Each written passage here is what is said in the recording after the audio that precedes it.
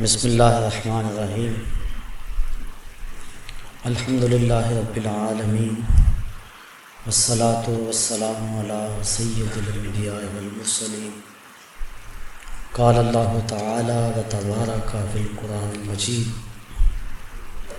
والفرقان الحمید بسم اللہ الرحمن الرحیم یا ایھا الذین آمنوا اذکروا اللہ ذکرا کثیرا صدق اللہ مولانا العظیم صدق رسولہ النبی الکریم الرؤوف الرحیم اللہم نور قلوبنا بالقرآن وزین اخلاقنا بالقرآن وادخلنا الجنة بالقرآن ونجنا من النار بالقرآن قال اللہ تعالی وتبارک فی شان حبیبہ مخبرا وعامرا ان اللہ وملائکتہ یصلون علی النبی یا ایھا الذین آمنوا صلوا علیہ وسلموا تسلیما الصلاۃ والسلام علیک یا رسول اللہ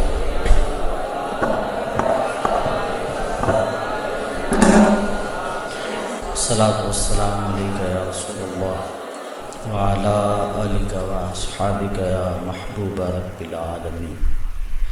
تمام حمد و ثنا، تعریف و توصیف اللہ جل مجدہ الکریم کی ذات پاک کے لیے، جو خالق کائنات بھی ہے اور مالک شاشہات بھی۔ اللہ جل وعلا کی حمد و ثنا کے بعد حضور نبی اکرم شفیع امم رسول محتشم نبی مکرم اللہ کے پیارے امت کے سہارے رب کے محبوب دانائے غیوب مالک رقاب امم فخر عرب و عجم والی کون و مقام سیاہ لا مقام سید انس و جان سرور لالا رخاں نیر تاباں سرنشین مہوشاں ماہ خوباں شہنشاہ حسینہ تتیمہ دوراں سر خیل زہرہ جمالاں جلوائے صبح ازل نور ذات لم یزل باعث تکوین عالم فخر آدم و بنی آدم نیر بطحہ رازدار ما اوحا شاہد ما طغا صاحب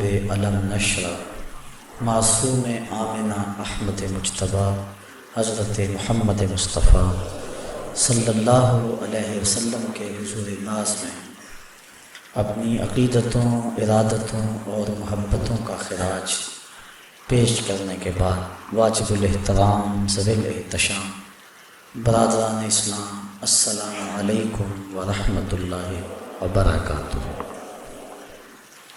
ذکر کی فضیلت اور اس کے اثرات پر کچھ باتیں میں نے آج کی اس نشست میں آپ کے گوش گزار کرنی ہیں۔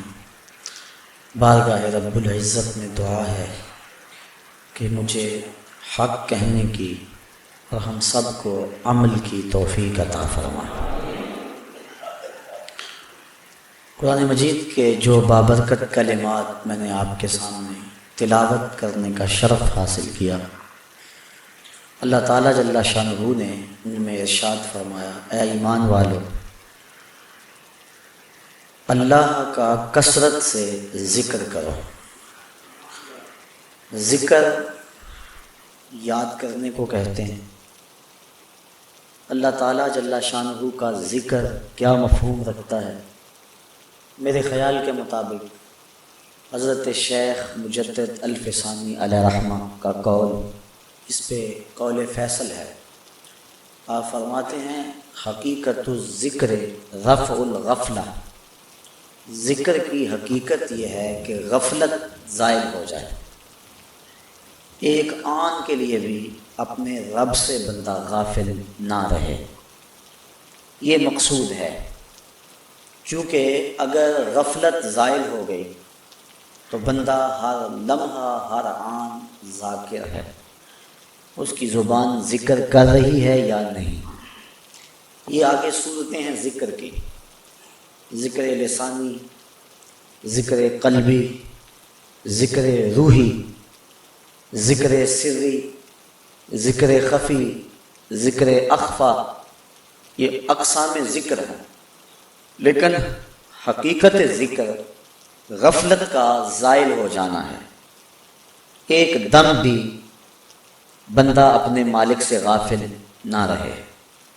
اور حضرت سلطان باہو علیہ رحمہ فرماتے ہیں، جو دم غافل سو دم کافر۔ سن مرشد ایک کو پڑھایا ہو، ایک لمحہ بھی اس کی یاد سے غافل نہ رہو، چونکہ غفلت موت ہے، دل کو برباد کر کے رکھ دیتی۔ اللہ کے محبوب علیہ السلام نے ارشاد فرمایا، الشیطان جاسم علی قلب ابن آدم فاذا ذکر اللہ خنس واذا غفل وسوس۔ شیطان اولاد آدم کے دل پہ قبضہ جما کے بیٹھ جاتا ہے، جب یہ اللہ کا ذکر کرتا ہے تو بھاگ جاتا ہے، اور جب یہ ذکر الہی سے غافل ہوتا ہے تو دل میں وسواس ڈالنا شروع کر دیتا ہے۔ ملا علی قاری علیہ رحمہ مرقات میں اس حدیث کے تحت لکھتے ہیں، کیا وسوسہ سبب ہے غفلت کا یا غفلت سبب ہے وسوسے کا؟ بندہ غافل ہوتا ہے تو شیطان وسوسے ڈالتا ہے، یا شیطان وسوسے ڈالتا ہے تو بندہ غافل ہوتا ہے؟ غفلت کی وجہ سے وسوسہ پیدا ہوتا ہے یا وسوسے کی وجہ سے غفلت پیدا ہوتی ہے؟ ان دونوں میں سے کیا ہے؟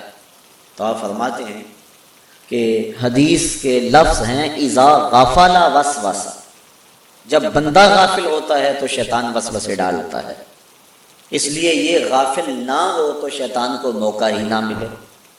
تو اس کو ہر وقت اپنے رب کے ذکر میں رہنا ہوگا تاکہ شیطان اس کے اوپر قابض نہ ہو سکے۔ پھر ہر عضو بدن کا ایک الگ ذکر ہے۔ میں نے کل کی نشست میں علامہ اقبال کے روحانی مرشد مولانا روم نے جس شخص کی مدح و ستائش کی، حضرت شیخ فرید الدین عطار، اس کا تذکرہ آپ کے سامنے رکھا تھا۔ شیخ فرید الدین عطار فرماتے ہیں کہ ہر عضو بدن کا الگ ذکر ہے۔ فرماتے ہیں کان کا ذکر استماع قول حق، ذکر گوش، اللہ کے قول کو سننا، یہ کان کا ذکر ہے۔ تسبیح و تحلیل کرنا، یہ زبان کا ذکر ہے۔ قدرت الہی میں غور و فکر اور تدبر کرنا، یہ آنکھ کا ذکر ہے۔ دکھیوں مصیبت زدوں کی مدد کرنا، یہ ہاتھ کا ذکر ہے۔ مسجد کی طرف اور نیک مجالس کی طرف چل کے جانا، یہ پاؤں کا ذکر ہے۔ اپنے مالک کے لیے تڑپنا، اس کی آرزو میں مچلنا، یہ دل کا ذکر ہے۔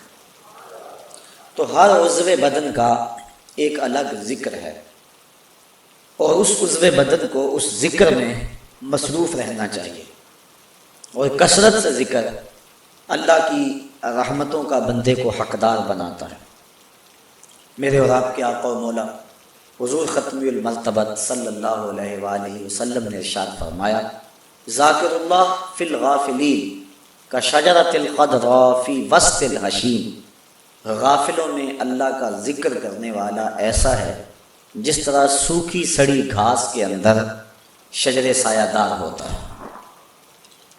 اور ایک روایت جس کو امام طبرانی نے اپنی موجم میں بیان کیا، اس کے علاوہ بھی محدثین نے اس حدیث کو ذکر کیا ہے کہ جب کچھ لوگ اللہ کے ذکر کے لیے جمع ہو کے بیٹھتے ہیں تو اللہ کے کچھ فرشتے ہیں جو مجالس ذکر کو ڈھونڈتے ہیں۔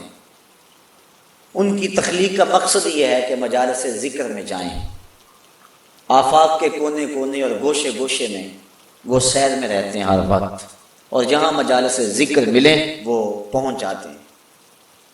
تو جب کسی جگہ پہ ذکر ہو رہا ہو تو وہ فرشتے پہنچتے ہیں وہاں اور اپنے نوری پروں سے اس محفل کو ڈھانپ لیتے ہیں، اور اس غرض سے اور گھومنے والے فرشتوں کو آواز دیتے ہیں۔ وہ آواز بھی بیان فرمائی حدیث میں، کہتے ہیں ہلموا الی بغیتکم ہلموا الی حاجتکم، اور میاں جس کو تم ڈھونڈ رہے ہو وہ تو یہاں ہے، ادھر آ جاؤ، تمہاری چاہت یہاں ہے۔ تو فرشتے پھر وہاں جمع ہونا شروع ہو جاتے ہیں، یہاں تک کہ اس مجلس سے لے کر آسمان تک فرشتوں کی قطاریں لگ جاتی ہیں۔ جو ذکر ہوتا ہے اس کو لے کر اپنے رب کے حضور فرشتے حاضر ہوتے ہیں، باوجود علم کے اللہ تعالیٰ پوچھتا ہے میرے فرشتوں کہاں سے آئے ہو؟ عرض کرتے ہیں مالک فلاں جگہ کچھ لوگ تیرے ذکر میں بیٹھے ہوئے تھے۔ اللہ تعالیٰ جل شانہ ارشاد فرماتا ہے کہ وہ میرے بندے کیا کرتے تھے؟ یا اللہ تیری تسبیح بولتے تھے،